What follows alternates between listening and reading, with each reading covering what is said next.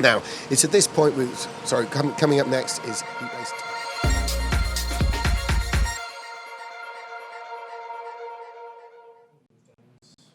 Okay, so yes, what we need to do is after this next heat race, we'll have a little look at and see how they're shaping up for the semi-final. It's the final of the heat races. It's round 4, heat 10. We started yesterday morning with round 1, heat 1, obviously, and we're now at the very end of those heat races, 4 rounds of 10. This is the 40th race so far of this competition. And then after this race, we're going to have a bit of a break, and then the 3 semi-finals, and then a bit of a break, the Super Pole shootout, and then the grand final itself for the British Rental Kart Championship 2020. So the final chance again for these drivers to get enough points to get into the semi-finals. Just to go through the scoring again, it's 10 points for first, 1 point for last, and the semi-finals are the top 30 scorers. There'll be 3 of those races, so 10 in each race, top 30 scorers, and it's just the right to continue scoring. So it's not about, yes, if you win the semi-final, then you get a lot of points, but just because you're top 3, say, in the semi-final, doesn't mean you're guaranteed to get through the final. It all depends on what the top 10 scorers are at the end of the semi-finals overall, and the top 10 will go through to the final. Okay, so they're out on their qualifying now. We've got Greg Smith in this one, Matthew Clark, Bjorn Vermeulen, Mats de Jong, Marco Brem, Philippe Scherjak, Derek Jones, Zach Venn, Amandio Costa Paz and Mediel Gisa in this race here. As they come around, this is the final of the heat race. The checker is out. At the moment it's Vermeulen fastest from Brem. Mediel Gisa has gone second, but Armando Paz has taken them all. He's in the pole position. Armando Paz hangs on to it. Scherjak third. Zach Venn has gone to third, but it's still Amandio Paz, the Portuguese driver. Greg Smith has gone through to 8, and into second has gone Mats de Jong. Mats de Jong is up to second, but it's still Armando Paz, and Derek Jones is in 10th place. So the Portuguese driver, Amandio Costa Paz, does start from the first place in this final heat race, ahead of the incredible Mats de Jong. And Amandio Costa Paz is Portuguese, and the World Championship this year is being held in Portugal. So Costa Paz is certainly putting himself forward into contention for that. He knows the track well down there, and he's certainly putting in the performances that suggest he could be competitive against a whole bunch of people who will also be in the same tournament. Right then, let's have a look at this. We certainly haven't seen Armando Costa Paz this high up in the qualifying spanners, have we? It's quite a bit of a turn up for him, but we'll see how he can translate that in the race. Mats de Jong has been on top of this game for more than a decade now. Mats de Jong, one of the Belgian aces. He runs with the Traxxas team, which is a very strong team. As Mats de Jong, of course, has been very high in the rankings. He was Belgian champion in 2017, 3 years ago, but he's also had high rankings in the World Championships. In 2019, he was 5th, but as long ago as 2010, he was 4th. So on the top of the karting world for such a long time now is Mats de Jong, but he's starting in 2nd place. Bjorn Vermeulen is 3rd. Here they come around. Amandio Costa Paz will lead them round to the start and probably take the early lead. Now, I wonder if Mats de Jong is going to really work his way past Paz as early as possible, because Paz hasn't shown this kind of performance yet this tournament. We know he's quick, but Mats de Jong is talking about winning a race. That's not what we've seen from Paz so far. So Mats de Jong will either trust the pace of the Portuguese driver in front, or can move early on. We'll see what happens. Well, you don't get on pole position by being a slout BRKC, do you? But yeah, maybe overall that final 5%. You don't, but we haven't, in fairness, seen Paz anything like close to this pace all weekend. So we'll see what occurs in that section. It's still the Portuguese driver Paz in the lead. He's got Mats de Jong behind him, so Paz is very convincing now as he maintains a lead over Mats de Jong, with Bjorn Vermeulen there as well, ahead of Philippe Scherjak as they come onto the backstretch. There they are onto the backstretch. It's still Armando Paz on the turn there, as in the lead, but the Portuguese driver is holding off Mats de Jong very well, and ahead of Bjorn Vermeulen too. So it's a very convincing performance this time round from Armando Paz. It's only Mediel Gisa that's falling back really from that group. There's the top 5 all running together still. Yeah, Mehdi El-Gheisa is down there in 6th place. He's got Marco Brem behind him. Mehdi El-Gheisa then has Philippe Scherjak in front. So maybe a little bit of a gap opening up there. Mehdi El-Gheisa is a very young driver, and he's one of the Blue Star team as well, Blue Star Racing 2. So he's going to be expected to turn on some kind of style, but he's getting some serious attention from Marco Brem. Marco Brem there is the German. He's also racing with one of the top teams too, the Eco Racing Team 2, which is the same team, but the second team as the Kart World Champion Schottler. So if you're in Blue Star Racing 2, have you not yet earned those coveralls, or you've got freedom to wear your own? Well, I think it's optional generally. Is it? But I mean, if you were a member of Blue Star Racing, I'd be wanting to wear their suit, wouldn't you? Absolutely. Yeah.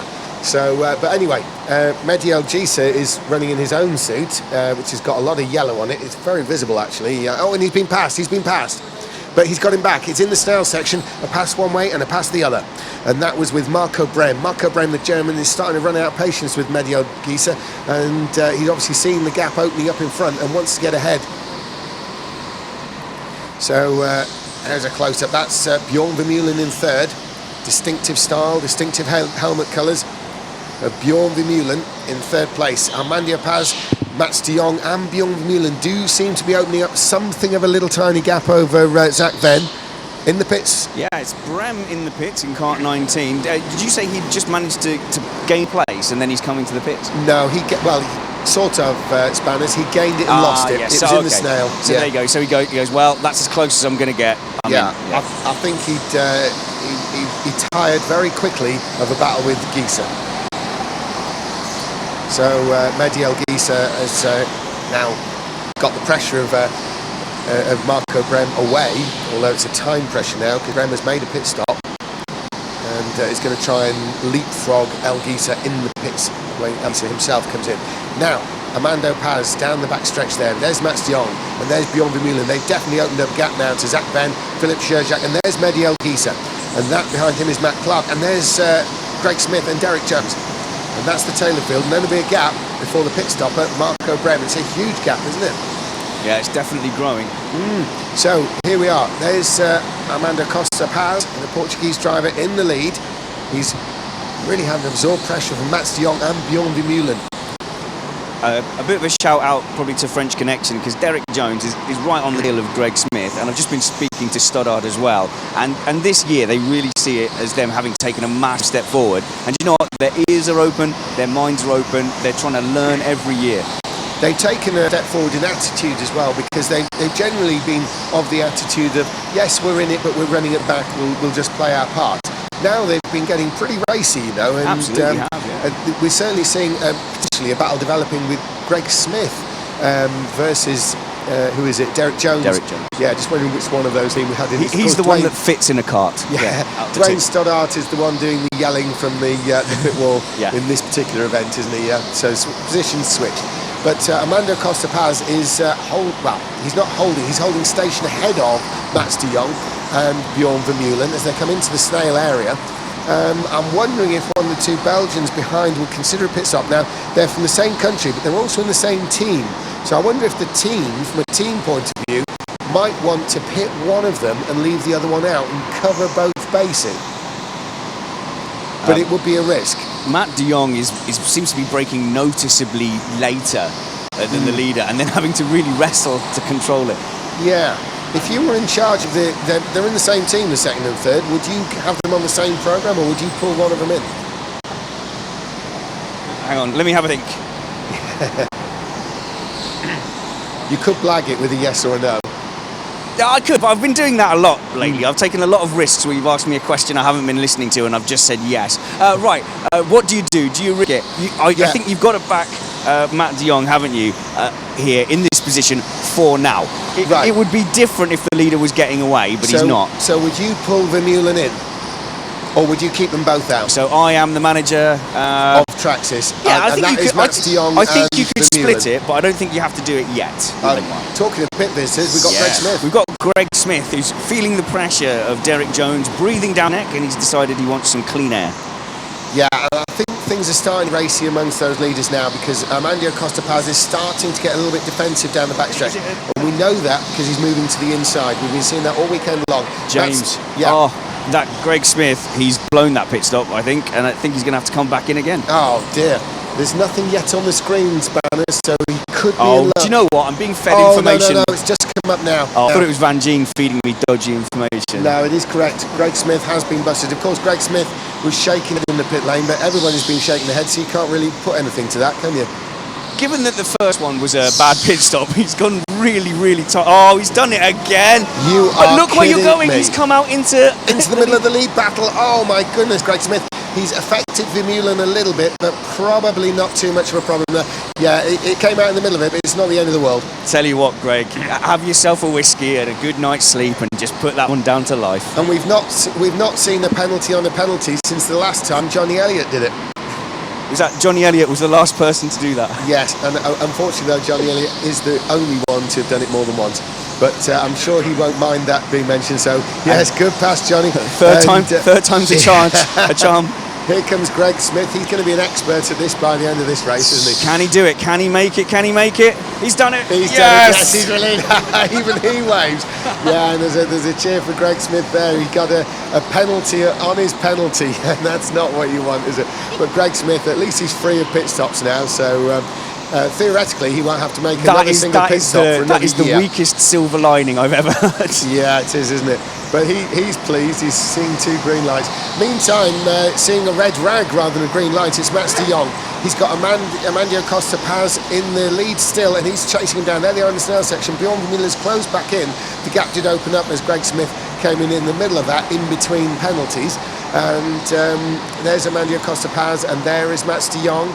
And there is Bjorn Vermeulen down the backstretch. Yeah, we can see now from the body language of Armando Costa Paz, he knows he's in a race. Mats de Jong is starting to pile increasing pressure on him, forcing a defensive line. Okay, so I've thought about it a bit more now, because Vermeulen's now got a bit of a couple of kart lengths behind. Actually, there is no benefit in the pit. It's not a problem anymore. But we've got Zach Venn in here, and Alex Van Gien is watching carefully over him to see if he can pull off a good stop, and he has, and he's out in front of Smith. And actually now Smith is having to let Derek Jones through because he's now being lapped.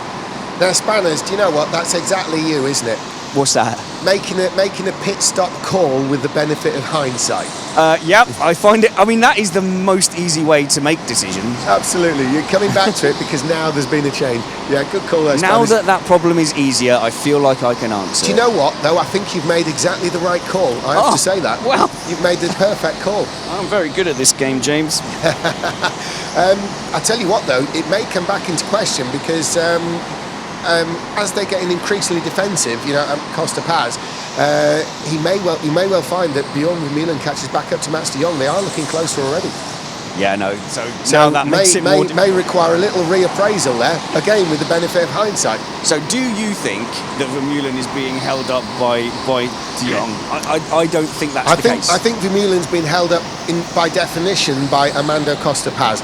When we say held up, it's in the loosest form because they are all running fast. If I look at it, Costa Paz, if we look at times, 31.2, 31.3 for de Jong, 31.2 for Vermeulen on that last lap. However, it is de Jong who has got the fastest lap of this race, a tenth of a second quicker than Paz. And Paz is the slowest to on absolute pace of best laps. Have you got a pit visitor there? Yes, you have. Yeah, I have. Eddie Elgisa. That's right, and let's see. He's got through the first one, okay. Really braking hard. It's amazing to see the element of risk and reward these drivers take, but he's out in front of Derek Jones, and had it not been such a quick stop, he would have been in trouble, so definitely worth pushing. Yeah, Mehdi Elgisa really had to pull a good pit stop off there, didn't he? Because Derek Jones was coming back at him. Talking of coming back at people, Bjorn Vermeulen's now back in contact with the leaders, like literally bumper contact. So there's Paz, there's de Jong, there is Vermeulen. Vermeulen somehow doesn't seem as if he wants to get quite as close to de Jong as de Jong does to Paz. Maybe Vermeulen is aware that he doesn't sort of want to shove de Jong into Paz and cause any problems. They are in the same team, and there's nothing Vermeulen would gain by doing that. So I think Bjorn Vermeulen, it's not that he can't stick to the absolute tail of de Jong. I mean, if you notice, it's just he's in pits, yeah. There we go. Let's have a look. And I will say that just a minute ago, Greg Smith nearly accidentally came in the pits, just out of habit. But now Vermeulen has pulled off a pretty slick stop. So tell you what, now we'll see what pace he actually has. Yes, he has. Now, chasing him down, I think that might be Matthew Clark. Yes, it is. It's Matt Clark into the snail section. So Vermeulen is actually having to not only lay down some good laps in trying to leapfrog De Jong and Paz, but also to stay ahead of Matt Clark as they go around onto the backstretch. But we are still dealing with Mats De Jong just 0.2 of a second behind Paz at the finish line last time.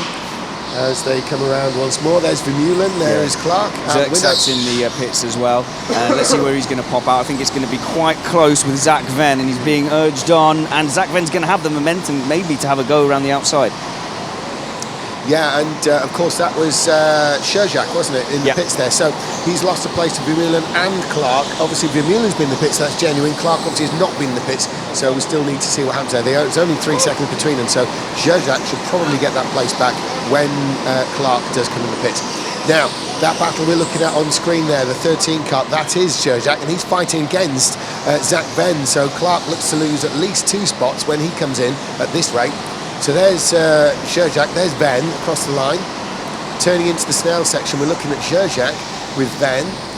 Still positions normal. And there's Mehdi El Gisa, who's trying to close in on this 2 ahead. So Mehdi El Gisa is there with the yellow flashes. And there's Stoddart and sorry, not Stoddart, Jones and Brehm, I assume. There's the leaders there. So we're looking now, Armando Costa Paz. I must say Paz has been remarkably composed in the lead. He's not been rattled at all, has he, by the 2 fast karts behind him? Yeah, it's actually been good composure all around, because we are dealing with some of the best in the world. Paz, we haven't seen him run at the front yet, and certainly we haven't seen him run at the front like this. Pole position and staying in the lead all the way against the likes of Mats de Jong and Bjorn Vermeulen. Yes, it's credit to Paz that he's able to do this and be patient doing it. It's also credit to De Jong that he hasn't tried anything silly, either an enforced lunge or an enforced pit stop. I mean, put it this way, when we're looking at experts in either direction, Conor Marsh would have been diving to the pits hours ago, wouldn't he, if Paz was in front of him, and David Cart would have already made about 8 lunges on him, all of which would have been successful, but De Jong's in. I mean, we could call them slick passes, wouldn't we? Yeah, and I think if he's had someone in his ear, if he's had someone on the radio, he would know that he had a decent gap to Vermeulen, so he should be safe again. So, I mean, your pit stop, you were the team manager, you were calling for that stop, and it's not really done anything. No, it hasn't actually, and there's a slightly bigger gap. I mean, you know, 8 kart length. No, in fact, it's closed up. It was just on momentum. Well, I think the main thing is that they haven't split what they're doing. They've come in about the same phase of the race. Yeah, I see what you mean. Yeah, the thing is now the pit stops are over. They are both in the same position. The big question is what happens with Paz. Does Paz need to cover that and pit straight away, or will he bank on the fact that the other 2 can't go faster than him? Because what they're looking to do now is put in a string of fast laps. There's no question that we're not going to see any kind of raciness between De Jong and Vermeulen, especially in the same pits. They're just going to lay down those lap times and try and beat Paz. Derek Jones into the pits, very slick. Bit of a double stab at the brakes on the second one, but he's away.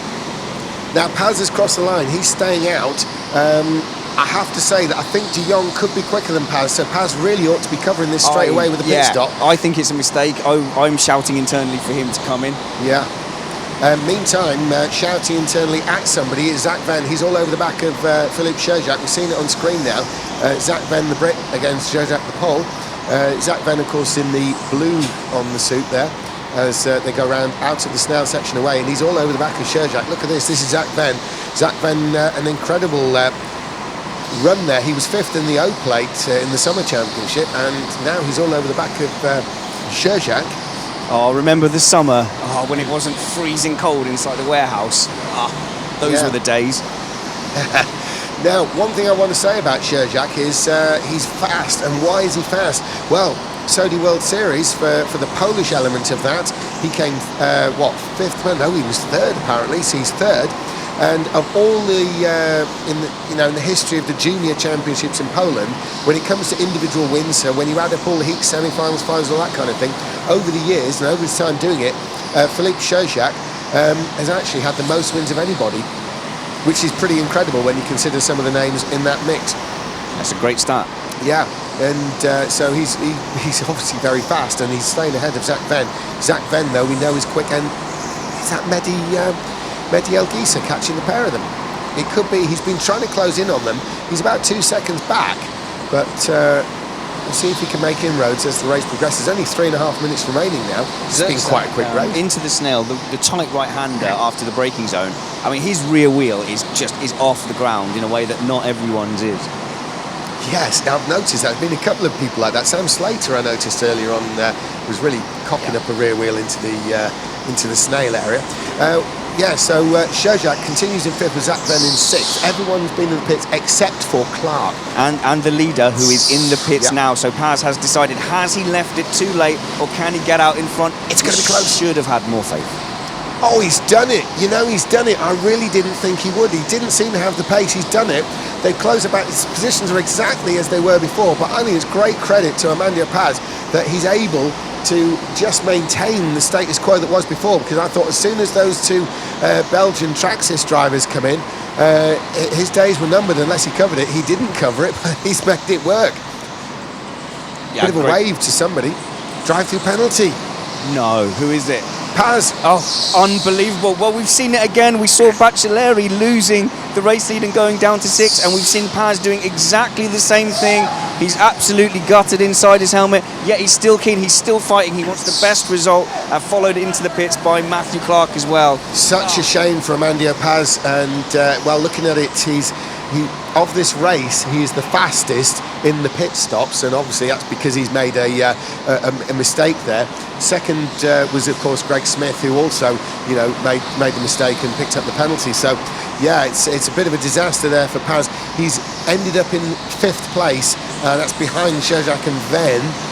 How far back, I'm not sure. It's only a couple of seconds, but with only 1 minute 45, 1 minute 44 in the race left to go, it's a bit of an ask, isn't it? Although Sherjak and Venn are fighting. Now, Derek Jones relinquishes track position to Mats de Jong. Vermeulen comes through, so the two Traxxas runners are running nicely in a 1-2 position there. They've been freed by Paz.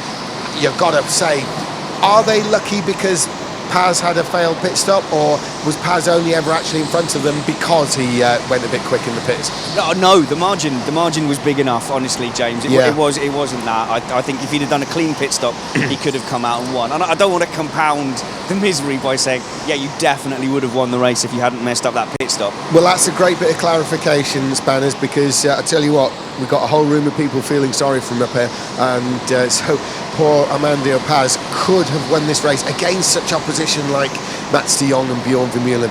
Anyway, we'll see what he comes up with. Who knows, maybe he would have been in the semi-final, maybe not, but it would have been nice to have left the BRKC with a heat race win in there for the Polish driver. He's going to be racing in the World Championships. He is a bit of an endurance specialist, so pit stops you think will be his thing. But to be honest though, for a career going forward, if you're going to be either bad at racing or bad at pit stops, I'll take the pit stops, because I think you can fix that a bit easier. Yeah, I think that's fair. That's a good... Some consolation for Paz. It's a bit like scrambling around for some silver lining. Yeah, it's... well, why didn't you mention it to him when you come in and say, look... Yeah, do you know, that's the fun. I won't even let him take his helmet off. Remember though, remember Spanners, a punch in the mouth often offends, so don't get him too riled. You're underestimating my agility, James. I will duck and weave. That's it, you may be doing some ducking and diving. Talking of ducking and diving, and he hasn't need to do any at all, is Mats de Jong, who crossed the line. We're on the last lap now. Bjorn Vermeulen, his teammate, is in position behind. He's not going to challenge the leader there. Bjorn Vermeulen is going to stick behind the leader, Mats de Jong. Mats de Jong with 39 laps when he crossed the line in this race. Amandio Paz, who was for such a long time the leader, a botched pit stop is what cost him, and very fine margin indeed. It's cost him, he's down in 5th place. Philippe Sherjak and Zach Venn were the two real beneficiaries, as well as the two leaders from that, and the checker flag is out. Here it is, Mats de Jong wins again, and so Bjorn Vermeulen comes through in 2nd place. Philippe Sherjak, what's that going to be? Yes, it is going to be Sherjak, but Paz is right with them. It's a 3-way fight, and it is Sherjak, Venn and Paz nose to tail across the line for third place. And Mehdi El Ghisa, surely he's going to be fourth. Yes, he is. As Marco Brem, Matthew Clark, Derek Jones and Greg Smith, of course, with 3 pit stops in one race. And the 2 Traxxas drivers from Belgium, they are congratulating each other. Bjorn Vermeulen clearly wasn't going to tackle possibly his team leader there. They come in the pits now. They're going to be with you, Spanners. Yeah, I'm not going to speak to Paz while I'm holding the winner's medal. On the wall there, clapping him in, is Ross O'Mara there. He's down at the entrance of the pitch. You can see him with a hat on. It's pretty chilly out there. So Ross O'Mara, we've seen him in action, probably concluded his BRKC. Spanners, down to you in the pit lane. That was quite an epic result, and what a shame for Amandio Costa Paz. It certainly was. And did these guys know that they were fighting for the win at the end of it? Certainly, Vermeulen, I'm interested to know if there was any element. Can you come and have a chat with us? If there was any element there that they were working together and what the plan was. And then in the end, Paz kind of settled the argument for them. Still heartbroken for him, but of the skill sets, yeah, you would rather be bad at pit stops because you can improve them than be bad at racing. And what Paz has shown is that he can race and he can be fast. And I think he needs to take some solace from that. Obviously, it's going to take a little time to get over that upset, but joined by race winner. Hey, Matt. So, I mean, a bit of a gift at the end? Yeah, we were, me and my teammate Bjorn, we were very fortunate that Amandio, apparently did a bad pit stop. I thought he was already a bit far ahead to come out of the pits, but it probably did increase. I think a good pit stop, he might still have been ahead, but you'd have been right on it. Yeah, of course, he would have still been ahead, but I thought already he was a bit far ahead, and then I saw the sign, and then, the general reaction was like, bad luck for him, but oof. For us too. Was there any coordination between the two of you? Was there any consideration of maybe splitting the strategy between you? Not really. We had a plan before qualifying, but during the race, Amandio was actually really fast. He only struggled in the final corner at the end of the straight a bit. He seemed very calm in defence, didn't he, as well? Amandio, he seemed very calm. He didn't give he didn't make any errors or something, so he looked very confident. I thought he had to race until that pit stop happened. Well, congratulations, a winner's medal for you to add to your collection, I'm sure. Thank you very much. I'm going to speak to your teammate now. Let's speak to Vermeulen. You were holding pace behind Matt there for a while. Was there any part of you that was thinking, well, I need to just let him go at Paz first? Even before I started, I knew I was going to do that, team play. So I told him, just go, we'll follow up. And even if the last 5 minutes, like we did, we're together and there's nobody else near us, we will try and attack each other, but otherwise, just team play. That's a massive advantage. Was there any thought that you might split or just go off early, or did you feel like you were playing a role behind him anyway? I was just watching what they were doing. I saw Mats tried a few moves on Amandio, but Amandio covered it. And then I saw a back marker was about 10-11 seconds behind me. So I waited until he was 11.5 behind me so I can pit clear without him bumping into me. And then I just pitted, took my chances. Mats pitted about a few laps after that. He was in front of me.